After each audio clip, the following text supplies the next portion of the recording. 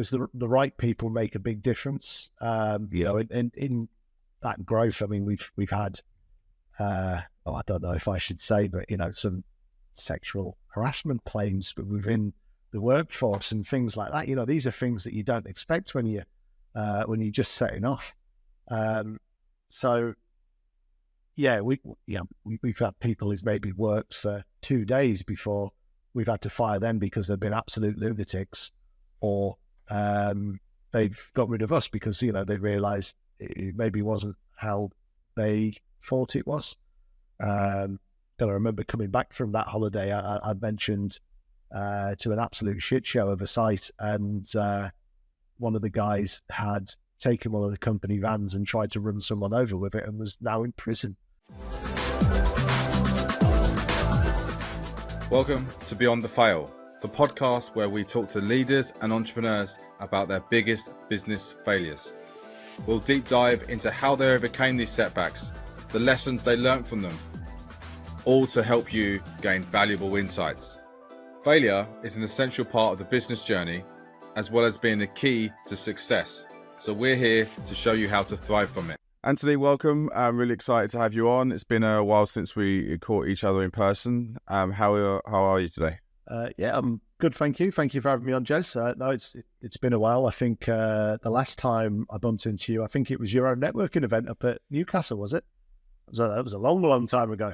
I think it was COVID. So yeah. It was a while ago. I don't think we were wearing masks. Things off, fans. Maybe it was before COVID then, BC. I don't know. I can't remember those days. It feels a long time ago, doesn't it? So take us back. Where did it kind of like start in business for you?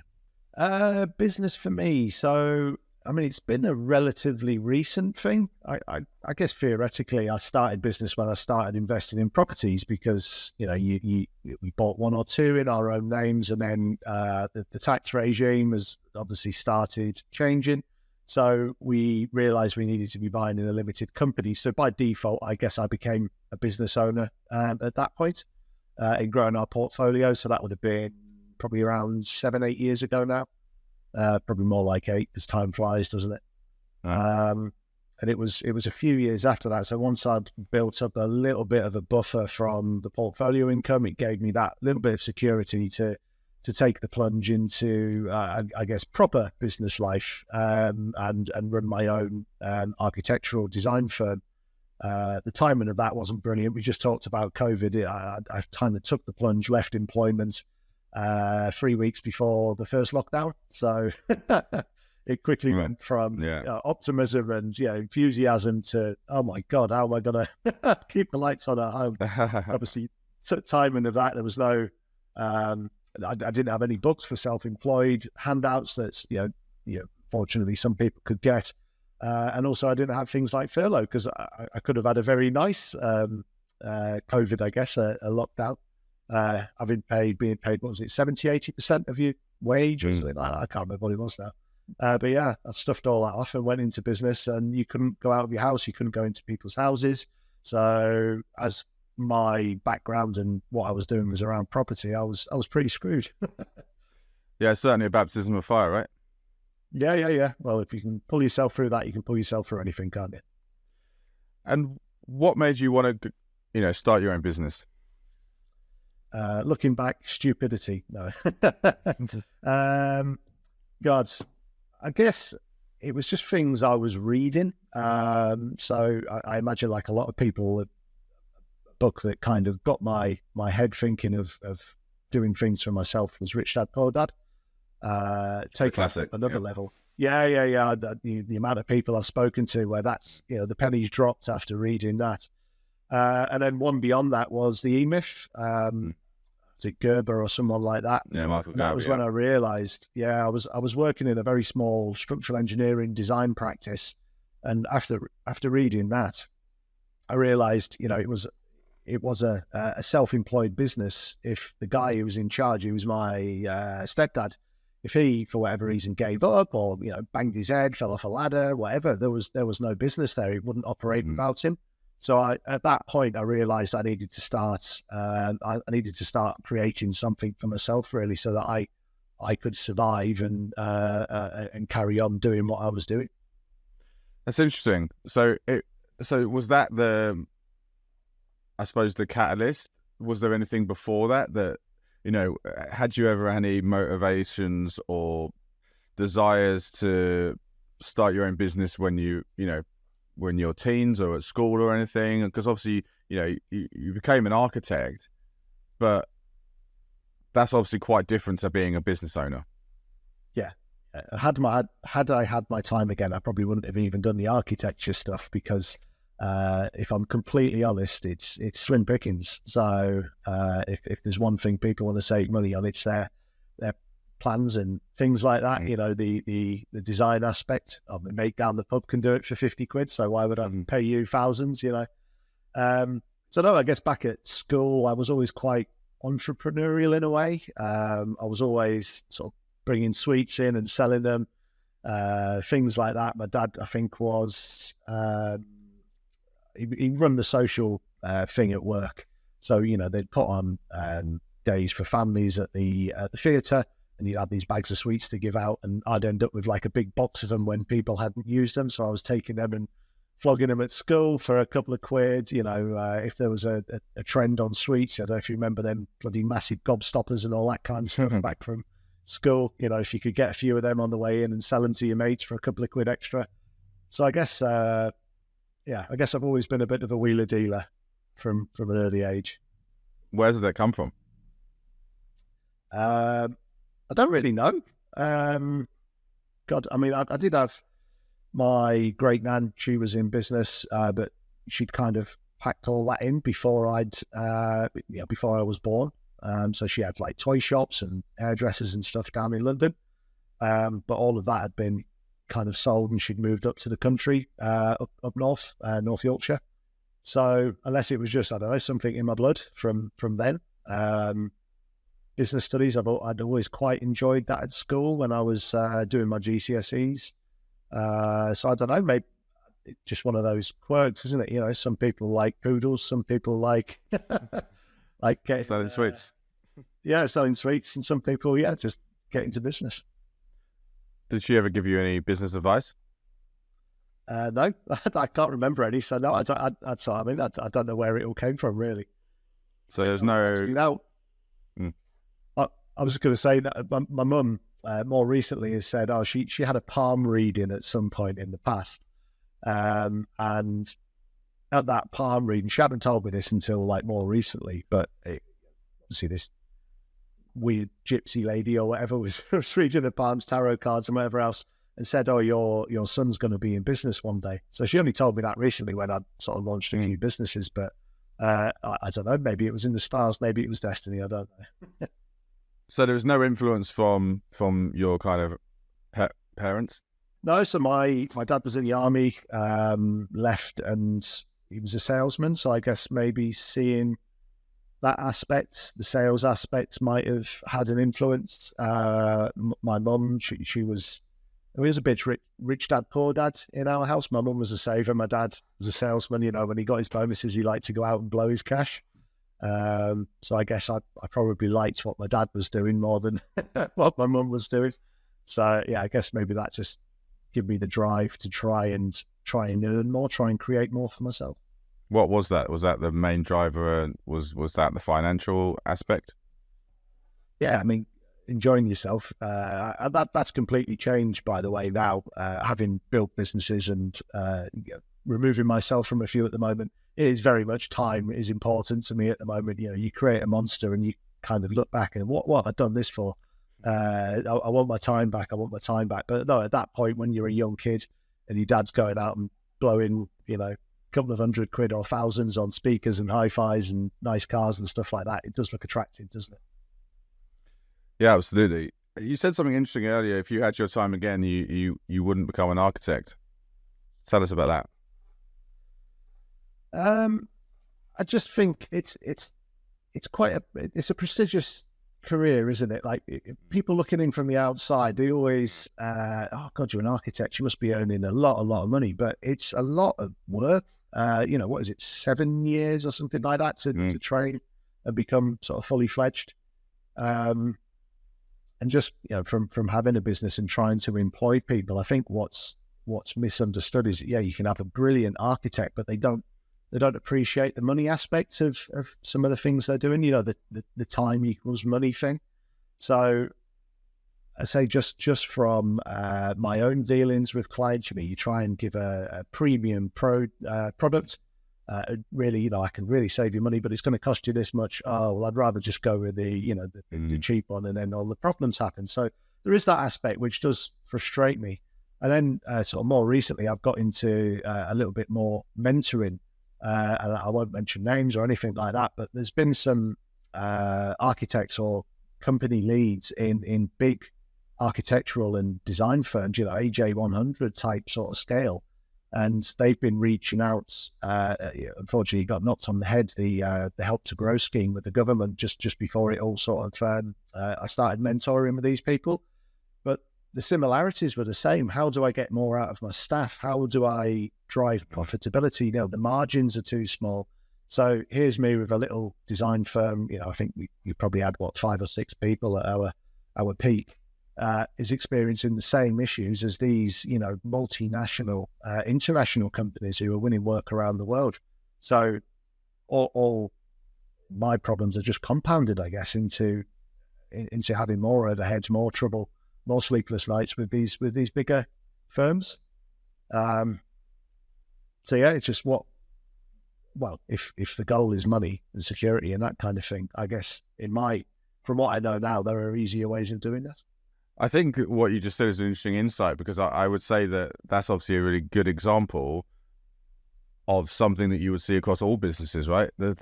Whatever business you look into will have similar problems across them. So if you compared your business problems to Amazon's business problems, there'd be some patterns in there. But obviously just on a very, very different scale. Yeah. With different levels of complexities removed and added and things like that. Yeah, just a few more zeros on the end, basically. Yeah. I guess the bigger the company there is, I guess there's the ability for the ether, what disappears into the ether, to kind of be missed, isn't there? There is there's bigger fees, there's bigger margins and that kind of stuff. So a lot does get lost in the fluff. But when you've got a little practice where every penny makes a difference, it can be frustrating sometimes when you're doing a quality job, but it's maybe not appreciated by everybody you're speaking to about it or promoting it to. So what made you go into architecture in the first place? I'm intrigued because you've sort of painted the picture as the classic kind of entrepreneurial kid at school selling sweets and stuff like that. Why didn't you go just straight into running your own business? Was that ever on the cards, or was it always architecture? No, so I dropped out of college when I only did 1 year. So what did I take at college? Computer studies, media studies, and business studies. And I didn't get on with computing and things like that. So I thought, sod this. It's not for me. I can't be bothered finishing this. I just don't enjoy it. So I actually dropped out and I was delivering pizzas for Domino's. So that was kind of my first job outside of college. I'd had jobs, working on Saturdays, doing checkouts, and paper rounds and market stalls and stuff like that from a young age. But yeah, it was kind of, I bumbled around. I was working in call centers and all that. And then my mum and dad split up during this time, or when I was at college. And when she met her new fella, my stepdad now, he was a structural engineer. It was something I always liked at school. There was a teacher. I always used to like technical drawing, but it was the old T-squares, set squares and all that, and using pencils rather than AutoCAD. So it just kind of, he was a structural engineer. He said, why don't you have a look at, just probably seeing I was going astray. Why don't you have a look at, maybe helping me out with these surveys? And it kind of reignited that spark. I did a few courses, got a job within a planning consultancy while I was doing my HNC. And then it kind of, it went from there. So I wasn't your typical 17, 18-year-old going to university. I kind of lived the university lifestyle. I moved in with my mates who were at uni, but I was earning money at call centre works at the time. So I was probably about 24, 25 when I started doing my university. So a bit of a late starter really to it all. Yeah, and so it sounds like your stepdad and that business has had quite a lot of influence on you, because it's influenced you to essentially start architecture in the first place, but then also start your business later on. Yeah, I guess, yeah. Unpacking it all, yeah, it's probably had a massive impact on me. I would have probably been working sales jobs or something like that, maybe not even gotten into property. But that I suppose, looking at it, yeah, it's planted the seed which has grown into what it has today. Yeah. And you talked about you know, how the E-Myth and that book, and seeing what your sort of setup that your stepdad had in his business, which I found intriguing, because normally actually someone might look around in you know, they might want to start their own business because they want their own freedom, they want their own control, they hate their job, they don't like their boss, for example. But you're obviously working in a, you know, kind of family business, and then you actually looked around and thought, was it that this isn't stable and this is a risk to me and my future if I don't do something myself? There was definitely an aspect of that. So I was working in the Northeast, and the work was coming from London. So the way the business worked, he would disappear down to London for, you know, a week, every other week or something like that, and I'd be left in the office running the office, I guess. A lot of the time it was just me, so I guess there was the loneliness aspect. At the start, it's all right. I don't mind. I can have my music on as loud as possible. But yeah, when you're in the countryside with no one around all day, it just kind of you get a bit stir crazy. So I guess I was absorbing, you know, audiobooks and things like that. And so I guess the downside of me being on my own and the environment he created is I was expanding my knowledge, which had planted this seed, which then made me think, right, I need to maybe start thinking about myself. And it was very much, say, that E-Myth book. I was looking at what was there. I wasn't part of the interaction with clients really, unless they called with a problem or anything like that. Obviously he was a bit older than me and stuff. There was a point where, yeah, I could have just carried on being an employee for someone else, I guess. But I did think, right, well, I've got a chance to potentially do this for myself. I kind of know what I'm doing now. And it's interesting that book inspires you to move, because I reference that book a lot on this podcast, because you often speak to solo entrepreneurs who have maybe started their business and then tried to do everything themselves, and then read that book and then realized that that's not sustainable. But it's kind of like you were working in someone else's business, and reading that book inspired you to start your own business. So did you take the learnings from what your stepdad was doing, essentially trying to do everything himself, and, you know, essentially having a job for himself really rather than a business, and the learnings from that book, and then put them into how you started your business? I certainly tried. So the growth, you know, was architecture, and it was just me in my spare room.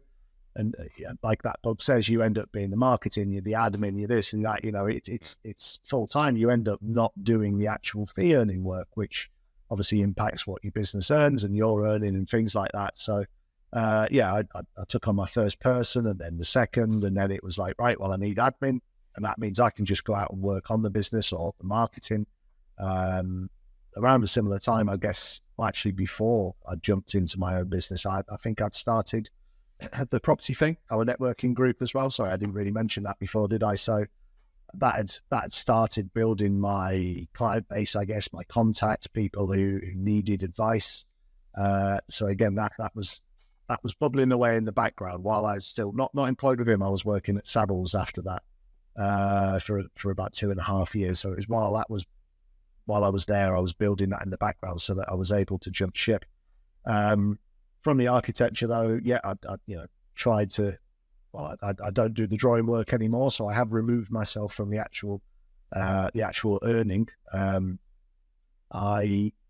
Because of the network I'd built, people were coming to me. Oh, have you had a chat with so and so? That sparked. We were building a portfolio at the same time. So the builder I'd been working with on a few projects. Why don't we join forces? And that can, we can bring it under this rocket banner. That then led to an archaeologist who I started another business with. And these bits where I'm not the builder, I'm not the archaeologist. It's me doing the, bringing the work in, promoting the business and that kind of thing. So I was trying to employ that. I guess the bit that's bit me in the bum and the failures is when you're starting businesses, you're full of enthusiasm, aren't you? And you maybe forget to protect yourself with certain bits of documents and agreements that you maybe should have in place, which is where kind of things have fallen apart from there, really. But yeah, nowadays I go around. I've just been at a holiday park we're trying to sell at the moment, or some land that would be a holiday park. I've got 3 developments on site. I'm around doing bits like that while I know the work is happening in the office. So I wouldn't say I've made it yet, but yes, I'm very much set off with the idea of I need people working for me and on the business while I go off and promote it and build what I need to build, basically. And was it, even though you had read the book, and obviously for people that haven't read the book, it talks about how just because you're skilled, you've got a skilled trade, for example, whether you're a plumber or a hairdresser or a baker, doesn't mean that you automatically be able to run a business. And you have to have certain structures in place to remove you from the delivery and the front end of that business. Were you prepared for the shift that was going to happen from, working for other people, being the architect, and then to essentially employing other architects? Because this is what he says in the book, right? It's, the example is that you've got a baker and she tries to do everything herself, but then can't do the baking as well. So she has to employ someone to do the baking, but then that takes her away from the thing that she actually really enjoys, which is the baking. But then also there's the control aspect of, if you employ another baker, you might not necessarily agree with how they're, what they're doing, their techniques. So how was that shift for you between being on the front end, being the architect, to then essentially being in charge of other architects and having your own business and essentially being the boss? Yeah.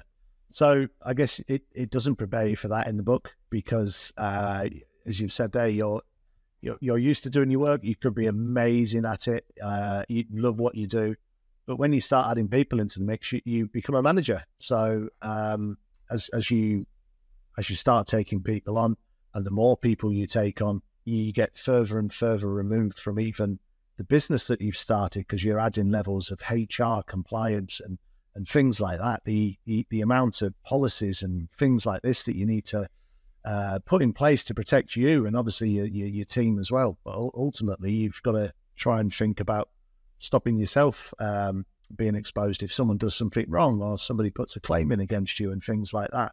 So no, it was a baptism of fire, I won't lie. And it was a scary one, when you've gone, so when I don't know if you've got children, but when you have kids and you sort of go, holy shit, I've got to look after this little thing, it's completely reliant on you, or on me.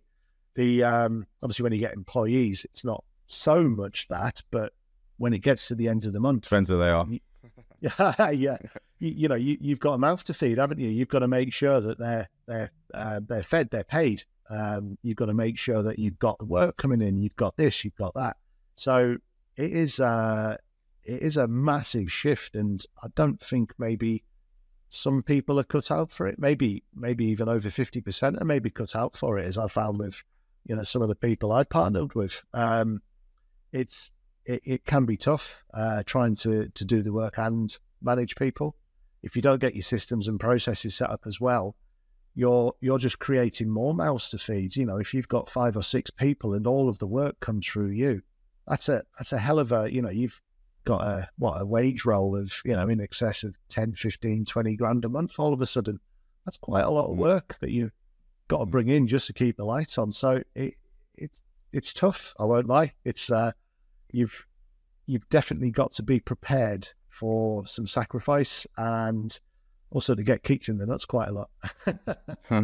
It's one way of putting it. Yeah. Yeah. And when you made that transition, did you ever have any kind of like doubts or fears about it working? Yeah. At the beginning? Every time. I mean, yes, stepping from just 0 to 1 is a massive, massive, you know, leap. You've been sat in your underpants probably in your spare room for, you know, however long you work in. You know, it doesn't matter. You don't have to answer to everyone. You don't have to be accountable. You don't have to show up and all that kind of stuff. You can work when you want, but then you've got someone in the office that they're looking up to you. You need to, yeah. So that zero to 1 is a massive, massive jump.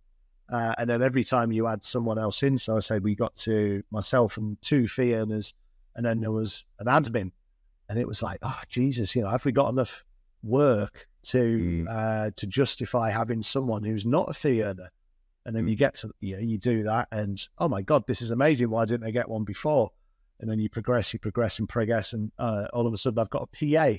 Like, oh, I'm not one of them people who needs a PA, and you're like, oh my God, how did I manage without one of these? So yeah, every kind of extra person, extra level, it becomes scary because you kind of stepping into the unknown, aren't you? And how did you get comfortable with, or not with that? I suppose that pressure, those doubts and fears. Yeah, one thing I'm not scared of doing is taking action. So I guess that's where a lot of people fall down. I imagine you get it all the time. I've always wanted to get into property, but the time's never been right. I've never had this. I've never had that. You've just got to do it, haven't you? You've just got to jump in. What's the worst that can happen? You know, you'll lose some money. You look like a bit of a sausage. If things go wrong, you might have to, you know, swallow a bit of your pride. But ultimately, if you never take the chance, you'll never know, do you? You could be the next Jeff Bezos, but if you're stuck in a 9 till 5 working for the man, you're never going to know if you've got that potential that you've not tapped into yet or not. But that action taking kind of approach, does that still get you through those moments when you're like, you know, where there's that significant challenge, or you know you've just been kicked in the balls, as like what you just said? Does that what kind of gets you through those, you know, those moments? I think a lot of the time the anticipation of the event is often worse, isn't it, than the actual doing. So It's very true. Yeah, so I guess that you just know that you can get over anything, you know, as long as you don't die. I hope you don't come back from that. You can wipe your chin, go to bed, you know, give your head a shake and wake up the next day knowing that you're ready to fight. You know, just don't shy away from the challenges. Eat That Frog. There's another book that's probably worth reading if you haven't. And you said you started you launched the business, you said March 2020. Talk us and take us back to that period and the roller coaster that launching a business, which was obviously reliant on meeting people face to face and visiting properties. Launching it was obviously probably, I imagine, some doubts and uncertainty to start with, and then you obviously had COVID on the back of that. Talk us through that time, and you know, how did that feel? Yeah, well, the initial the initial event was great. You know, it's fantastic. You say you're full of excitement and enthusiasm. You put it on Facebook, and you get a load of people liking and loving, and well done you know, and all that. So you kind of brought up and you're picked up by those around you. It's fab. And then you know, we had a few clients all of a sudden that were coming in, and you're like, oh my God, like it's working. And then, you know, the world shut down, and you're like, Jesus, what's going to happen here? So fortunately, I would say don't put all your eggs in one basket. So I'd fortunately, I'd been built, it wasn't a lot, you know, I maybe had 5 or 6 properties at that point, you know, one HMO, an SA or a couple of SA, maybe a couple more buy-to-lets. But that provided me that little bit of stability. So I knew that if I did have a lean month, I could lean on the income from those. But yeah, to get through COVID, it was very much my network that I'd built up. Just from being known as a guy in the area, it led me to a lucrative contract for a serviced accommodation. Again, the entrepreneurial spirit kicked in. I think that's a good thing actually in business. When your back's against the wall, it's when you get your most creative. If you've got, you know, 200 grand in the bank and you don't have to worry about working this week, it's like, it's fine, I'll take my foot off the gas. But when shit's about to hit the fan, that's when I find that you're most creative and you're most driven to succeed. So obviously being in that position, wife and kids at home and that kind of stuff, we'd set up a kind of a management gig. So we had a load of these Czechoslovakian contractors come over to build Amazon depots, and just again sort of knowing that other SA operators were suffering, we had this gig where we could only put 2 people per house. We did quite well off of charging a management fee for placing people for this Amazon build with operators around the Northeast. So fortunately, my creativeness got us through that tight situation. And then when obviously the world opened up, it was right to start singing and dancing about the architecture business again. And how did that all kind of progress? Because I know obviously you've gone into, as you just already mentioned, sort of adding other services. Talk us through that journey and what was your decision making along the way to decide to add more kind of services and kind of products, you know, along the way? I would say also quite quickly, from what I understand. Yeah, too quickly. So I'm a developer as well. So my thought process is when I get, you'll be the same, you might get a structural engineer come out, or in my case, I was converting a Grade 2 listed church. I was getting heritage consultants come and give me prices to write statements for helping me put the planning applications in and discharge conditions and things like that. And you're looking and thinking, bloody hell, 4 or 5 grand. And my head goes to, right, I can employ someone for probably 3 grand a month. And then if they could do 2 of them a month, then all of a sudden, yeah, that's 10 grand. I'm paying them 3. So that's where it kind of spins from. And it was just a chance meeting, again, through the network. Somebody introduced me to someone. And it's mental looking back. And, you know, I would not say do this to anyone else who's thinking of joint venturing, but we had a coffee in Barnard Castle. We were in Costa, started chatting. And by the end of the 2-hour meeting, it was like, right, what's happening here? Are you offering me a job? I was like, well, no, do you fancy going into business? And then all of a sudden, the next day he'd handed his notice in. We had another business formed and it kind of snowballed from there. From that, you think, oh, God, where's another avenue? Again, looking at what I do in architecture, it was ecology. And then that led to, I do a little bit on social media. Oh, why don't we have someone who can do social media and do our social media for us? So very quickly, I think, within 2 years, I think I'd started 6-7 businesses. Wow. We'd grown from COVID to our peak, which was when we had the construction company, to about 45 employees. So it got very big very quickly. I wouldn't say the infrastructure or the safety net of a reliable cash flow was in place. So the one big learn I've had from there is you definitely need to get everything ticking over and really set up so that you can take your focus onto the next thing. Because all you're doing is you're focusing on this new shiny penny and you're forgetting about the thing that you're actually probably good at and making money on. And that is detrimental to that. So yeah, cash flow might dip from that while it's supporting the other thing.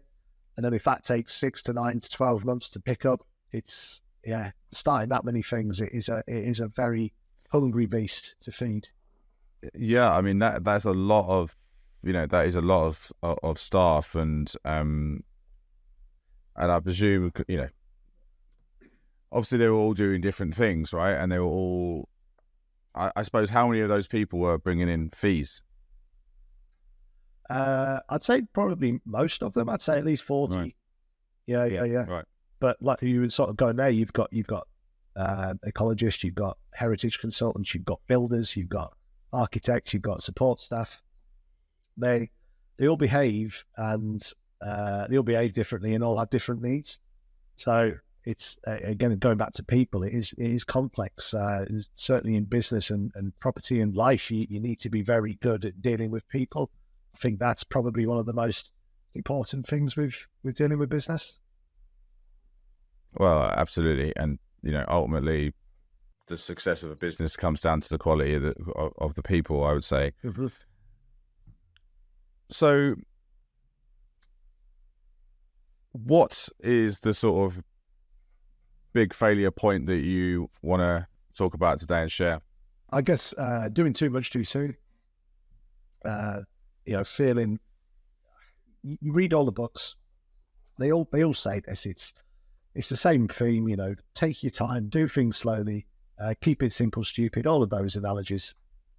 And you think, oh no, it's going to be different for me. It's human nature. It's different for me. I've cracked the nut. I've cracked the code. So like I was saying there, it's a cash hungry, intense thing to be doing that many startups.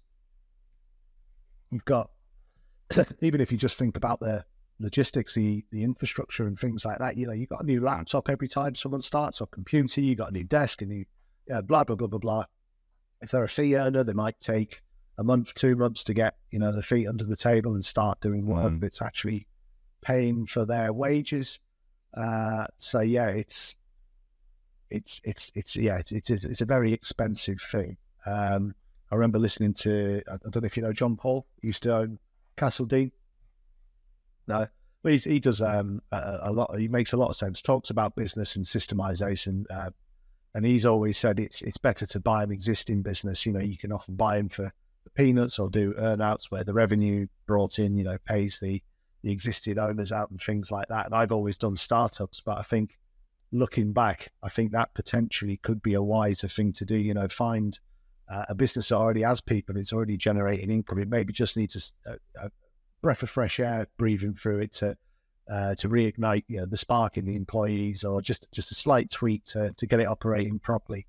So to go back, what my learn and my fail is definitely starting too many things and spreading myself too thin. Definitely.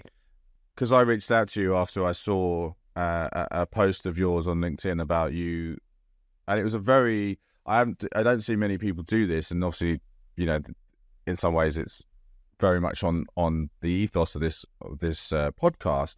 You wrote a long post about closing down one of your businesses, and in some ways talking through the decision making about why you did that. What business was that, and tell us more about that. So that would have been my construction business. Yeah. So no, I do.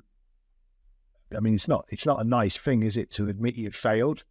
You don't want to look like a tit, I guess, or that you've failed in front of everyone. But from that post, if it's the one I'm thinking, the amount of people who reached out to me who've said similar things, I've gone through that. I'm really glad you've said that, because I felt like, I was the only one. So I think in a world of social media where everybody's winning, I think sometimes, being that beacon where you admit, I've done things wrong, people need to hear that as well. I mean, I'd love to be putting out posts where I win, so hopefully they'll come soon. But if I can help people by, just airing what I've done wrong, and it kind of helps them avoid some of the silly mistakes I've made, then, the world would be a better place. So what was why did you close your construction business down? I mean, effectively, it wasn't making enough money. On paper, it was simple. You put a price out, you believe it's correct. When you've allocated, let's say, 10 weeks to a build, and it goes on for 15, 18 weeks, and you try to find, well, why has it gone this wrong? like, what's happening? You know, you've only got 10 weeks of, you've got these wages to pay. Just things were taking too long. And it was me who was having to put my hand in my pocket to subsidize it, you know, to make sure, again, like, I've always subscribed to leaders eat last.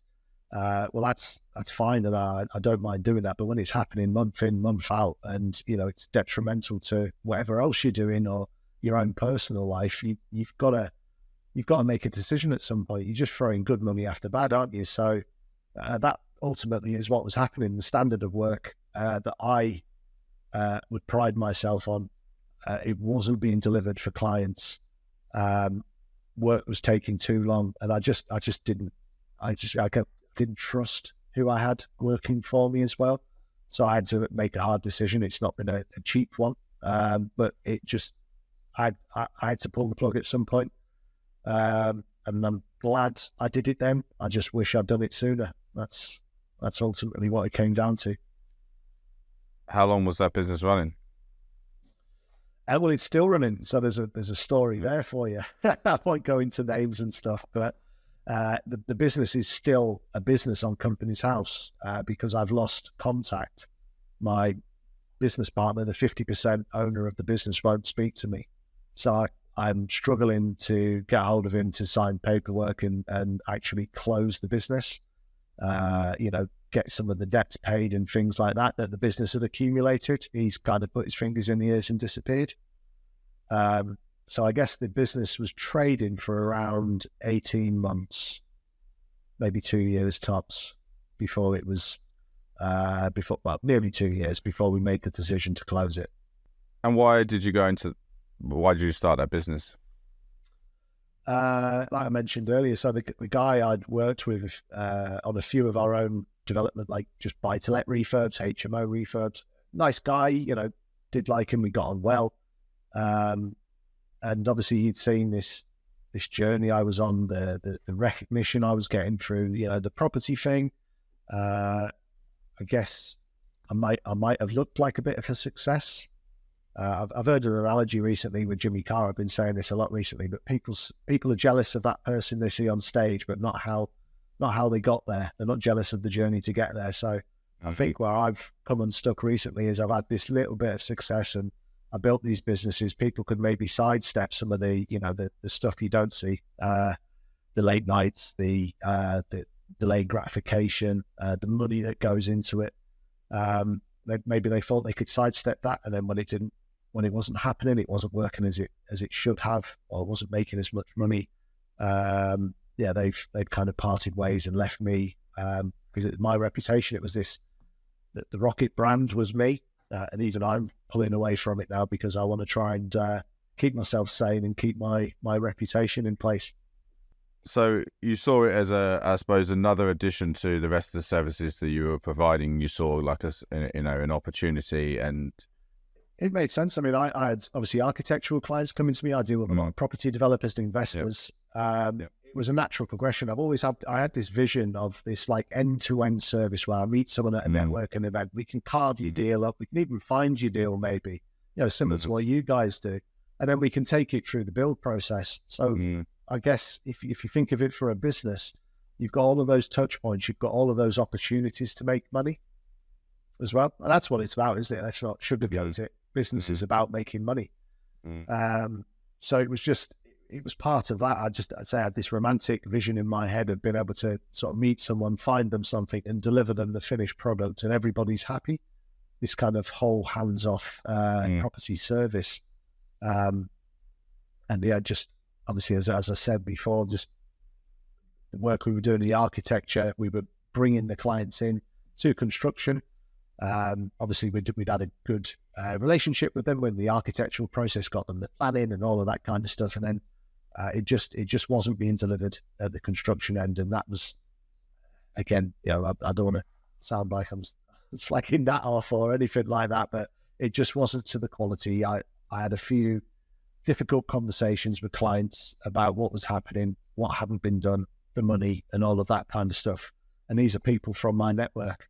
You know, some of them were family members. You know, I didn't want to be in that position over and over, because I was defending my team because I believed and trusted them. I didn't want to be in that position where ultimately I was backing the wrong horse, I guess. Did you ever start to sort of doubt yourself on what you'd done? Absolutely. I think when things aren't going right, any person would try and think, well, where is it going wrong? Is it me? What can I do to make sure this works? You don't want to fail, do you? You want to. It's a thing. You want to be a success. So absolutely, you doubt yourself when you try and make changes. You think for the better.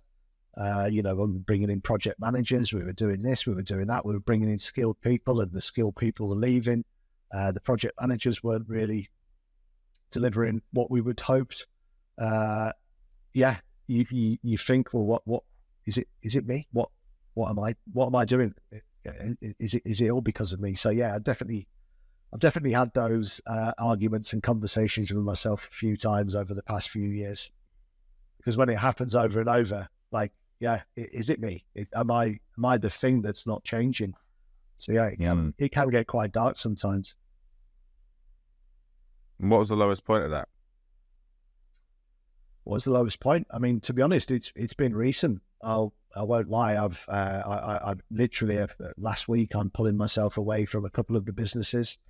The lowest point was the closing of construction, because say the business partner, he walked away from it with his fingers in his ears, resigned as director, without really discussing or telling me. And I was the one who was getting the phone calls from, the contractors, the subbies and stuff that we owed money, the merchants. Stupidly, I'd signed some of the personal guarantees on vehicles and stuff like that. Again, these are mistakes that you kind of make them once and you know never to do them again. So, it has put me under a lot of financial pressure while I'm on site with free developments at the moment.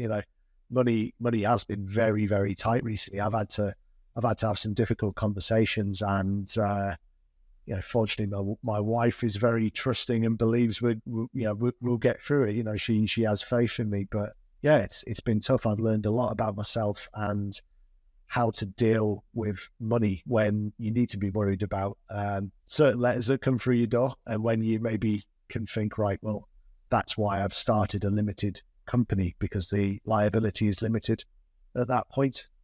So yeah, definitely been some expensive lessons over the past year.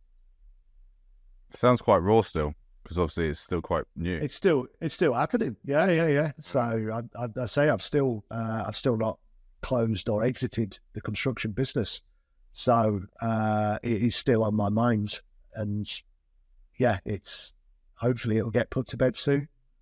But every time you see Rocket Construction on something, you like, you might have had a good day for once, and then all of a sudden you get a phone call or you see an email or whatever, and you think, oh God, I'm back in that mind frame now. So no, it has been tough. I won't lie. I think if I wasn't, I always use the analogy. I've run out of fucks now. I think you get to a point where you've just dealt with so much shit that you just become numb to it. So you just carry on regardless. Tomorrow's another day. So yeah, I think if I hadn't been in that position and it had been earlier on in my business life, I'd have found it very, very difficult indeed. You use the word numb, but I would also say you've kind of built your resilience up. Absolutely, yeah. It is resilience. I use the numb because I always jokingly say I'm dead inside. Nothing phases me now. But it is resilience. Yeah. I mean, like I mentioned, being kicked in the nuts. I think business is like that. Every day there's a new way on it. I am numb. I kind of lean in now just to check if I can actually feel it anymore. It's it can be tough. I won't lie. You've got to appreciate the good times, because they can be few and far between sometimes when things aren't going to plan. So you definitely have to celebrate on your way up. And has the fallout of the business closure, is it just financial, or has there been other fallouts and impacts? Well, I guess at the time, this guy was a friend of mine. We were close. I liked him. I trusted him. So there is that. I've lost a friend. It is financial. I guess, yeah, there's reputation. Say I built this multidisciplinary practice, and the idea was it was building to sell, very much the e-myth. I wanted to remove myself so I could sell it. But I'm removing myself at a time when it's not really worth anything. So I guess that hasn't kind of worked out. That is a financial thing. So yeah, just I guess the potential of the reputational damage by staying, and then also, yeah, the financial impact of having to pay for a lot of things that I don't believe I should be solely responsible for, but I'm the only one who's turning up for these difficult conversations. And is that because is that a reputational thing that you're kind of taking a hit on some of that? What do you mean in terms of I'm taking it because I don't want to take my reputation? Or... Yes, because you could obviously just push it on to someone else to deal with, but obviously that's not, I suppose morally that wouldn't be, where you that match your principles and values either. But no, it very much does come down to morals and principles. Yeah, I don't like being in the situation that I've been in, but at the same time, we've all had clients who've, squeezed out of not paying, haven't we? I've never wanted to be that person. So no, it is morally, it's how you brought up, isn't it? It's I definitely don't shy away from difficult conversations, and I want to make sure, as you said, reputationally, that people do still know, like, and trust me and want to work with me going forward. I'm here for the long haul. And you said you learned a lot about yourself. What have you learned? Well, I think you said there the word resilience. I think that is definitely one thing. Just how mentally tough, I guess, I've been. That it sound that like I'm bigging myself up, but no, honestly, it has been difficult. When you've got to show up, you've still got a team, you've still got staff. You're who they look up to. You've got to put a brave face on it in the face of God, so much shit that's going on in the background. You've got to be the one who, if you're the face of the business, you're out there, you're winning work. It's almost like a mask, isn't it? You've got to be able to turn it on and off. So yeah, definitely resilience is and how resilient I am has been a very big one for me. And how do you ensure that you can turn up and put that mask on? Is there any sort of techniques that you undertake to kind of put that front on? Because that's tough, right? That's definitely one of the toughest parts of leadership is when essentially how much pressure you're under, or you've had some bad news and you're very stressed. It is particularly difficult to delineate that and how you are, within a meeting or whatever. Yeah. God, I've tried meditation. I've tried all sorts. To be honest, I don't know what you find, but it is often, I found it's my health that does suffer when you get busy. You're not looking after yourself. You're not going to the gym. You're not sleeping well. You're not eating well.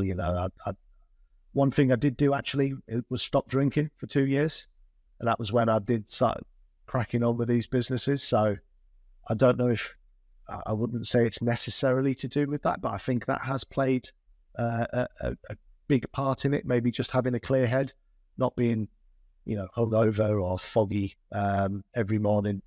So I guess that's probably helps no end. But no, like meditation, I'll try it for a week or 2 weeks, and you're getting into it, and you're like, nah, it just isn't doing it for me. So I couldn't tell you what the secret is. I guess I'm just stubborn, pig-headed, and I just carry on no matter what comes my way and gets thrown at me. Willpower, I guess. I've got good willpower. I think that some of that is just resilience and leadership, really, and kind of grit. What do you think in terms of the construction business? What do you think?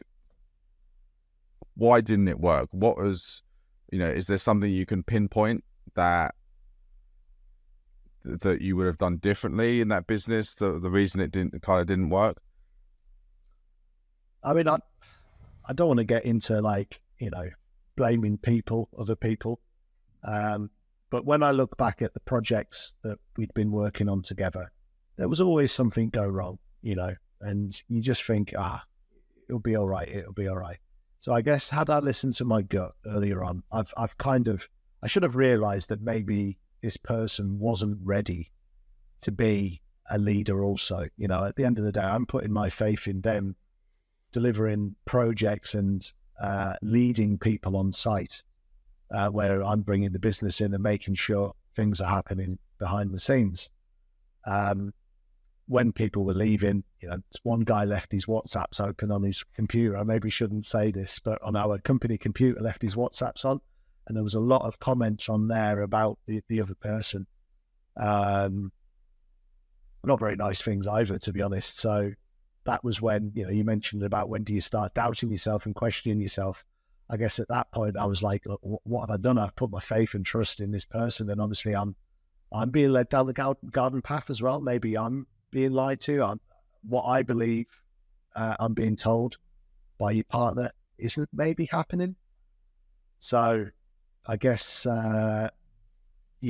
trying to fit a square peg into a round hole, I guess that was what I would maybe change. They haven't been in a position where they're managing 10 people on site, or maybe projects of that scale. So I guess that would be the one thing I would change, other than not JVing with a builder and or starting a business with them. Just let people get on with what they're good at. That's what I've found now. Use subcontractors. There's a lot of power in just letting people do what they're good at. Pay people what they're worth. Just you carry on with what you're good at. Let the builders do what they're good at. Everybody gets paid. Everybody goes home at the end of the day, and it's a nicer place to be. That's what I've definitely learned over the last year or so. So, but was it that essentially you felt that they weren't the right person to be in business with, or do you think that there was something you could have done differently to kind of support them, to work with them? Was there too much trust? Like, what was it? I definitely think yes. Too much trust was one. Obviously, you believe your partner, doesn't it? Like if it was your wife or whatever else, you believe what they tell you. So when I was being told that it was the client's fault or something like that, I was backing our guys. I was backing my team, which led me to, as I said, difficult conversations with some of the clients about why things were running over, why they owed us more money and things like this. When in hindsight, I guess it wasn't as I was being told. Sorry, what else did you ask there? There was another bit to that. It was more that, what was the kind of, do you think there was more that you could have done did you put too much trust in that person that they were just kind of cracking on with things? Or do you think that maybe because you mentioned about the leadership thing, was there an element of because there was a trust in them that they were going to be able to do this business, run this business themselves? Do you think it was kind of a case of actually they potentially didn't yet have the capability to do that, and then there was maybe more that you could have done to support them through that journey?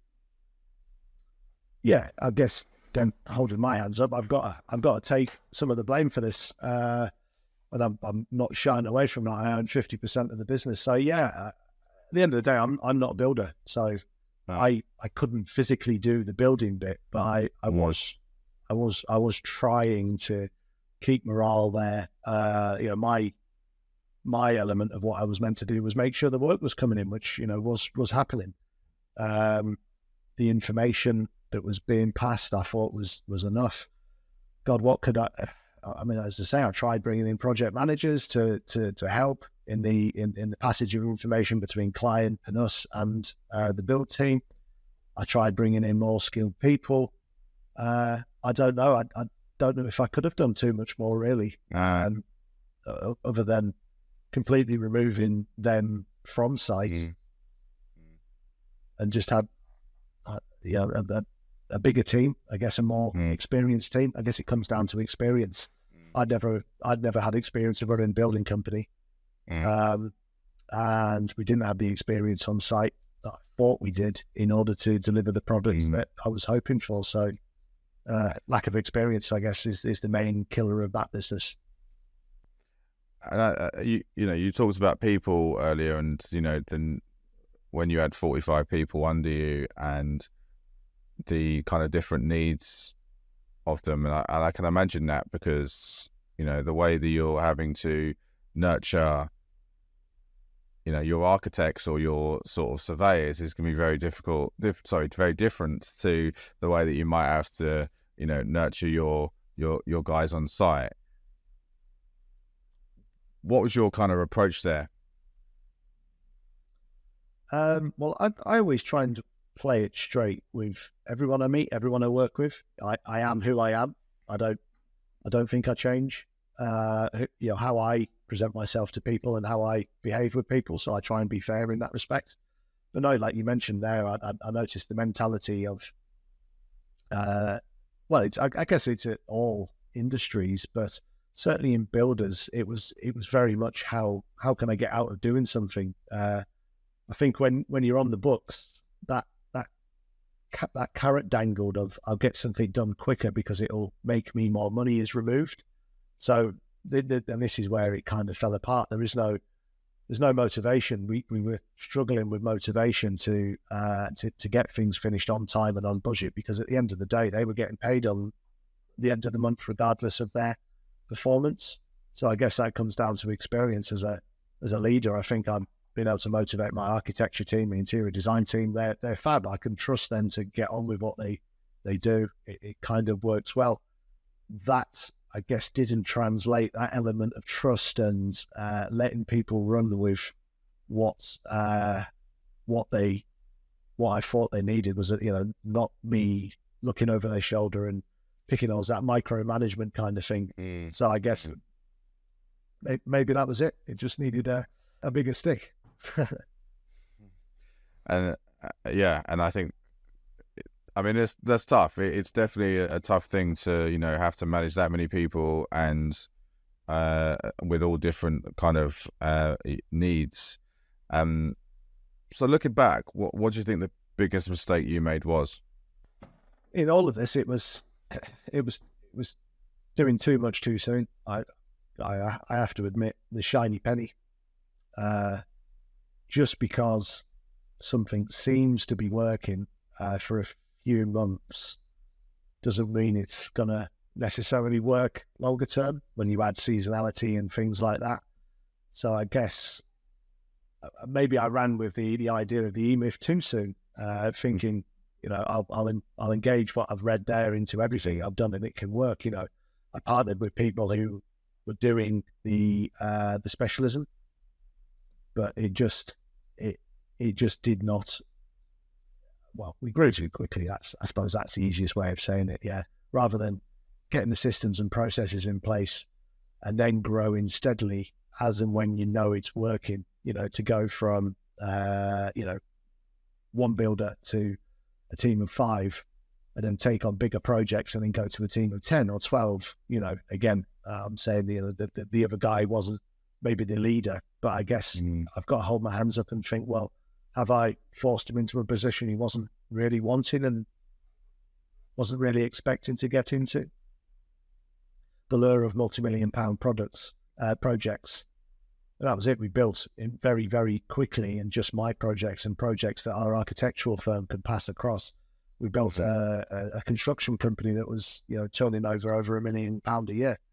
So to me, that is appealing. I like growth. I like seeing pound coins and that kind of thing. But if a guy just wants to stay in his lane and, live below the VAT threshold level, that is a different mentality to being able to turn up on site, lead, and look after 12 people on a big project, isn't it?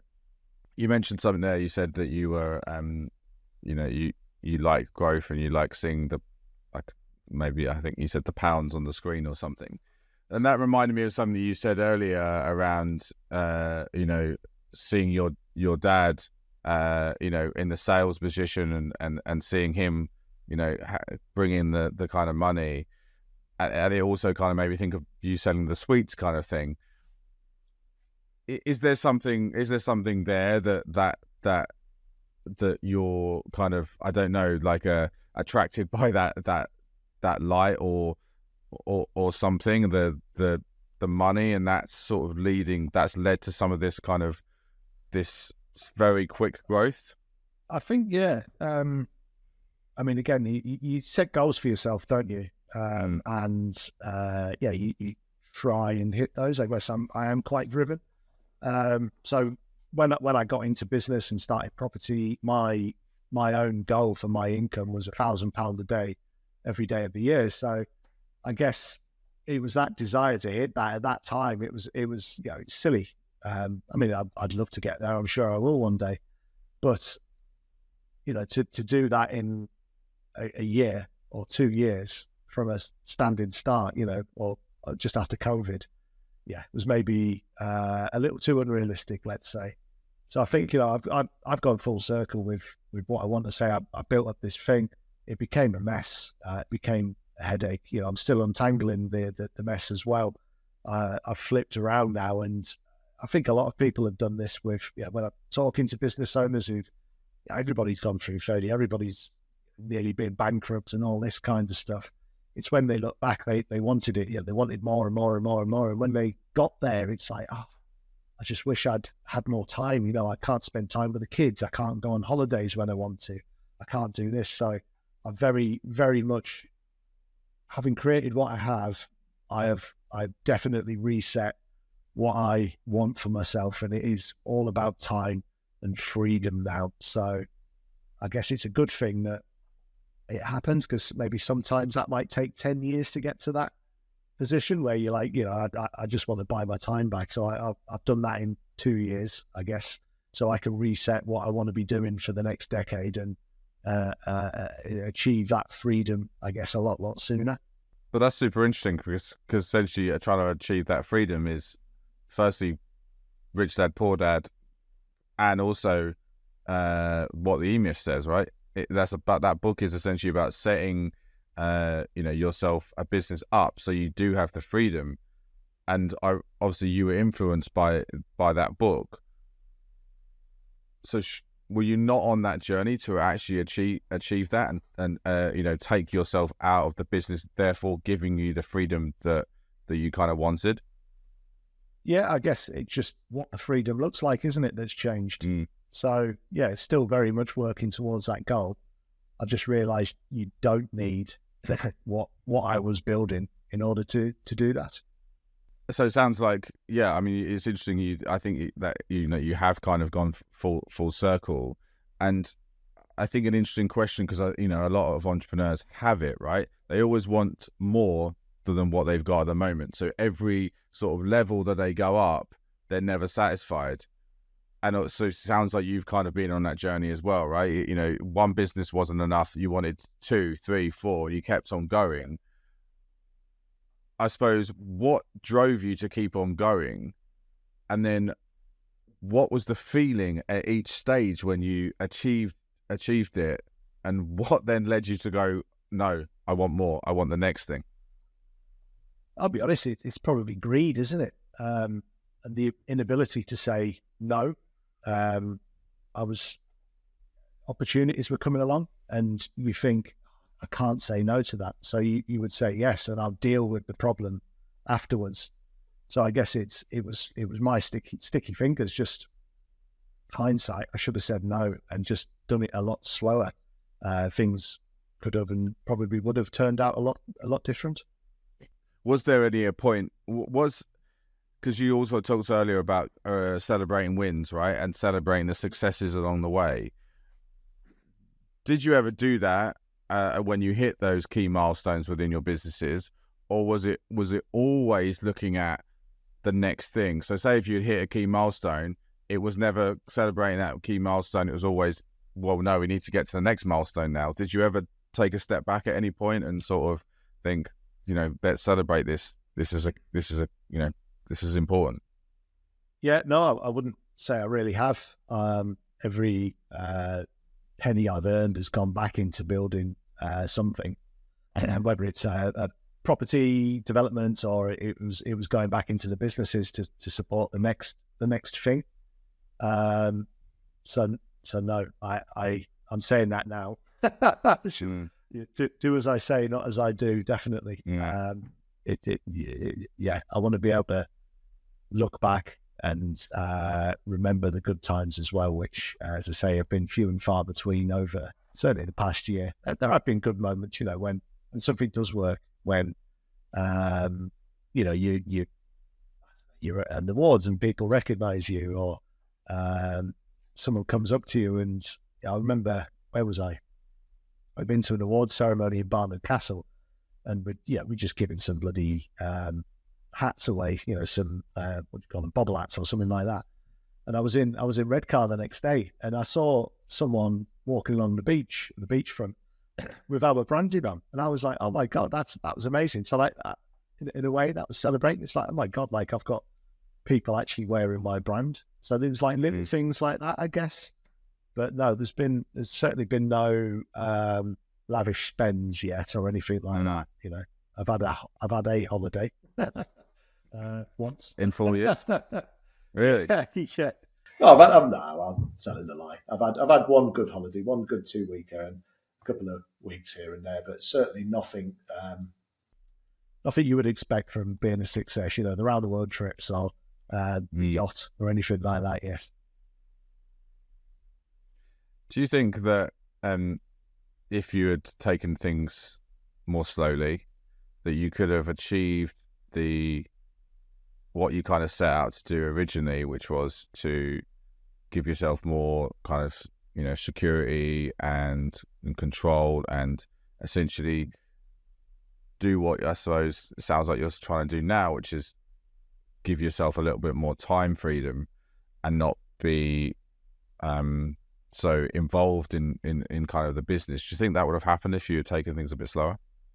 I think so. And I think it comes back to people as well. We would have had time to find the right people, because the right people make a big difference. In that growth, I mean, we've had, I don't know if I should say, but, some sexual harassment claims within the workforce and things like that. These are things that you don't expect when you're just setting off. So yeah, we've had people who've maybe worked for 2 days before we've had to fire them because they've been absolute lunatics, or they've got rid of us because they realised it maybe wasn't how they thought it was. And I remember coming back from that holiday, I mentioned to an absolute shit show of a site, and one of the guys had taken one of the company vans and tried to run someone over with it and was now in prison. So it's so again, like if we hadn't been growing so much, when you're growing and there's that next job, it's like, right, we need to get more people, we need to get more people, and then you end up dealing with the issues that come along with that. If it had taken it slow, it would have given us time to really drill down into whether those people were the right people, the ethos of the business, whether they were nice to be around. It's as simple as that. You're going to be spending probably more time than you do with your family with these people as well. So yeah, definitely being slow would have, I think, helped the journey. And we talked a lot about people today, and essentially picking the right people. Do you think there's more you could have done in terms of picking some of the people you were partnering with? Like what kind of, because it sounds like, again, you were kind of creating businesses at speed, and in the same way as recruiting at speed, picking business partners at speed is also could be problematic. And I've had, quite a few people on this podcast talking about implosions of business partnerships because of, I suppose, that. What do you think about that? Absolutely. I mean, this is, again, it's a partnership. It's like you're getting married, isn't it? In a way, you're tying yourself to someone. So talking about the one of the businesses where, we'd only been for coffee. I'd only known him for 2 days. That doesn't really give you enough of an overview, does it, on how they deal with issues? Again, coming back to that, that analogy, like an iceberg or Jimmy Carr on the stage, they haven't been through all of that stuff that no one else sees to know what it's like to run a business, maybe, perhaps as well. No, I think when you're starting off on these journeys with people, I'd say everything's happy, everyone's skipping along on the crest of a rainbow and all this kind of stuff. It's the world is your oyster.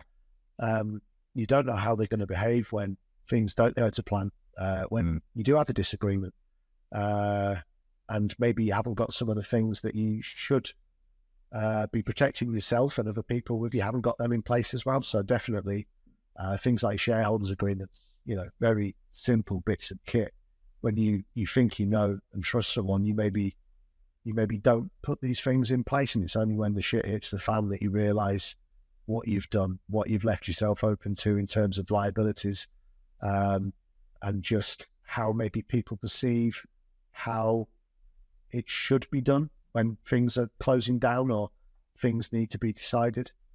So yeah, definitely pick your JV partners well. Definitely do your due diligence on them. I guess like property as well. Skin in the game is a big one for me now. I've always, getting into stuff, no money down and all this, I've always been like, well, why can't you do it no money down?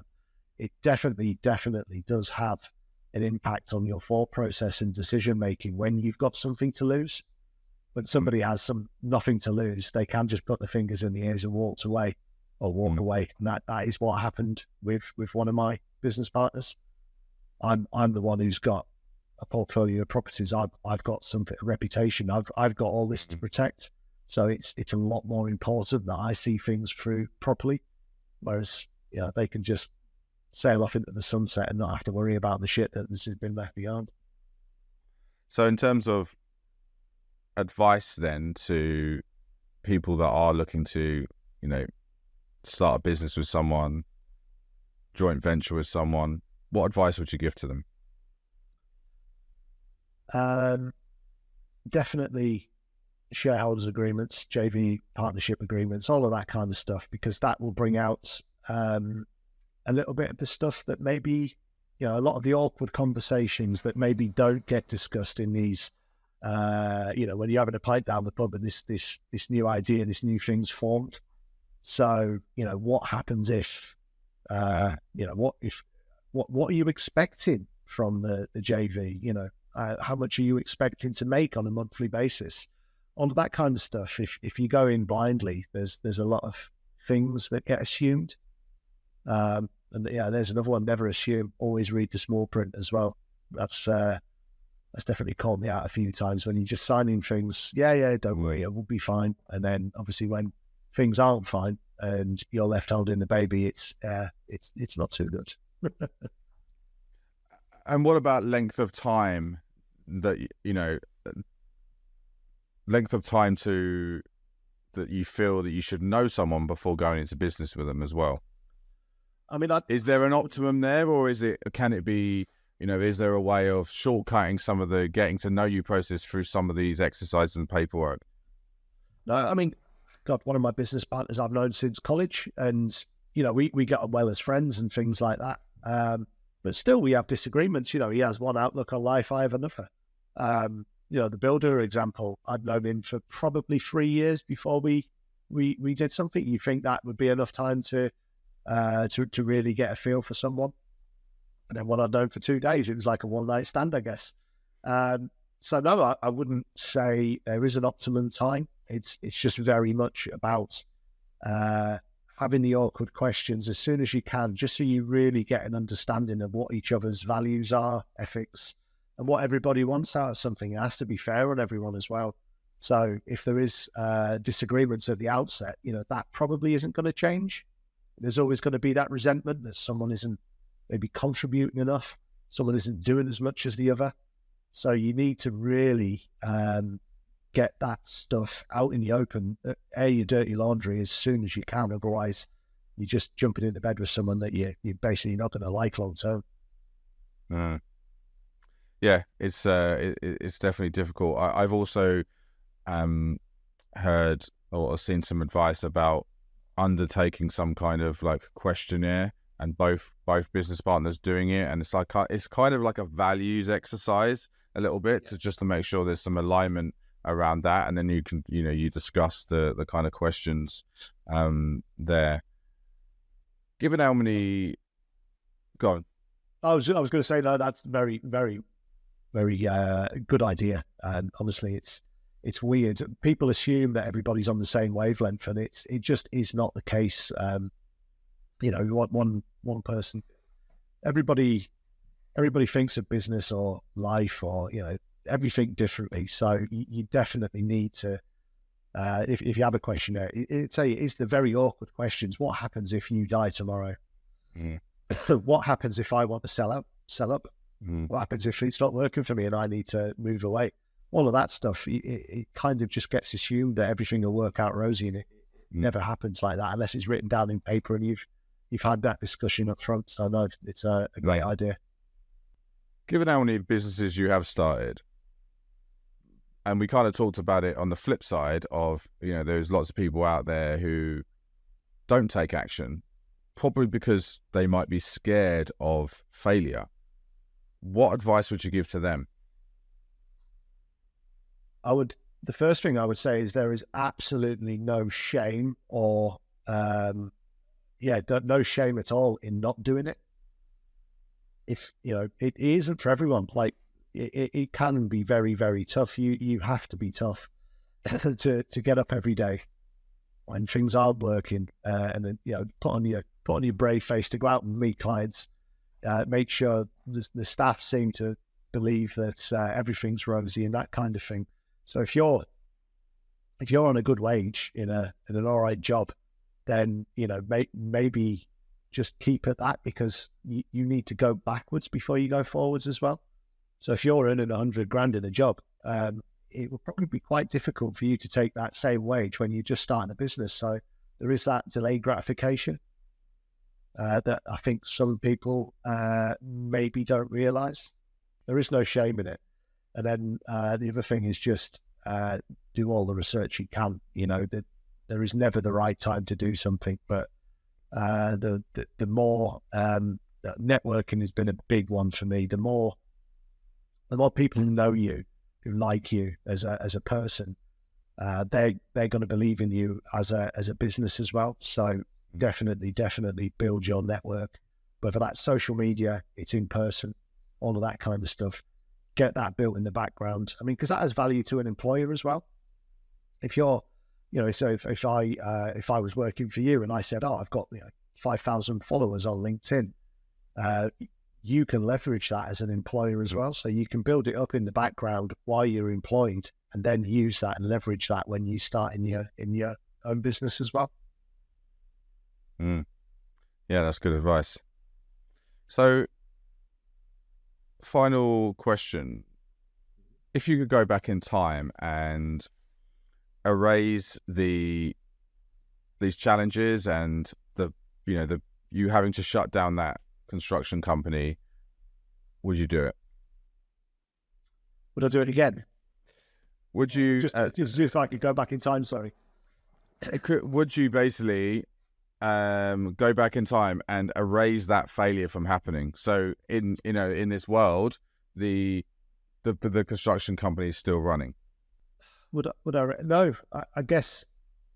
Although some of it has been painful, it has been a very, very good education. Smooth calm waters don't make good sailors, do they? So there is a lot of stuff I've learned about paperwork, personal guarantees, all of that kind of stuff that I would not have learned had I not have experienced what I've experienced recently. It's definitely made me more resilient. It's tougher. I'm a lot wiser, and I'm definitely going to be a bit more diligent when I'm doing anything going forward. So yeah, I won't lie, it's been painful, it's been expensive, but I know going forward that I'm in a better position through anything I'm doing now. business, property. I feel I can deal with a lot more of what life throws at me now. Amazing. So we always end on a quick fire round. So this is short questions and short answers. Question 1. Failure is? An expensive lesson. What's your life's mission? To not have to work anymore.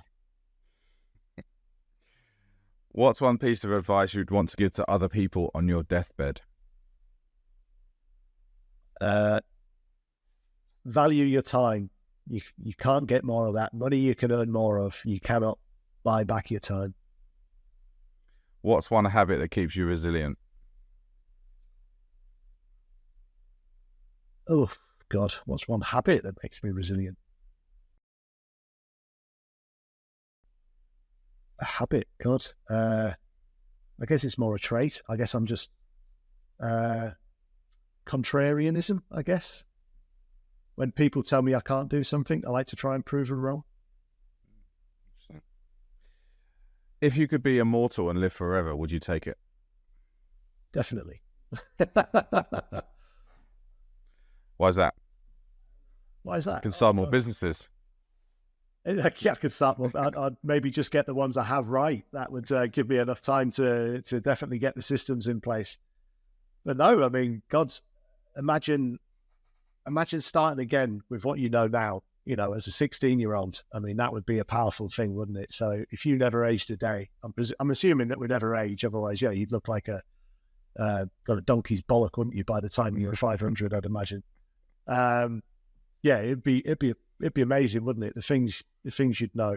The knowledge you'd have, the power, it'd be great. And if you could swap places with any other business person in the world, who would it be? I guess if you could live forever, probably Richard Branson. He looks like he has a great time doing it, doesn't he?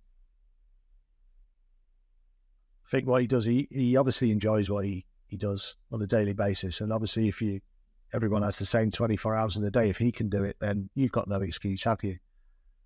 God, I'm moaning here about, God, how many businesses I've got. 20 businesses on whatever company's house. So most of them are JVs with buildings and stuff. But if he can have probably 1,000 or whatever he's got under his umbrella and still have fun doing it, then yeah, that's a good thing. And he looks like he's doing all right at living forever as well, right? He does, yeah. He's definitely taking something, isn't he? Who could you recommend that do you think I should have on as a guest? Who? Ian Cowie. Have you had a chat with him? Have you heard of him? No, he's based in Newcastle. He's a scaffolder. He's cracking on in property, but he's overcome some big challenges to progress to where he is today. So I've a lot of time and a lot of love for that guy. Amazing story, and he's doing fantastic things. Great. Thank you for that. So where can people find you and connect with you?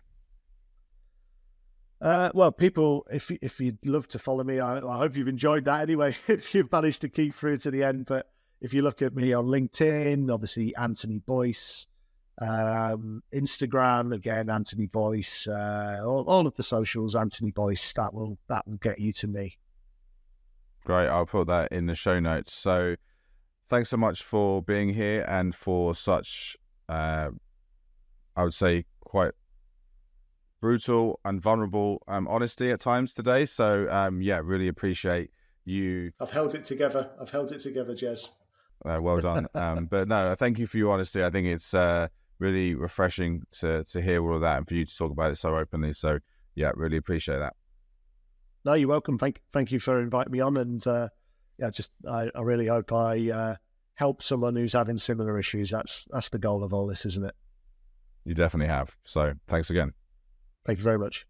Thank you for listening to Beyond the Fail. Really hope you enjoyed this episode and learned something new. Please do subscribe to the show and leave us a review.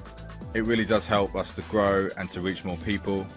Do follow us on social media too. We're at Jeswood on Instagram and at Beyond the Fail on YouTube and also on Linktree. Thanks again and see you soon.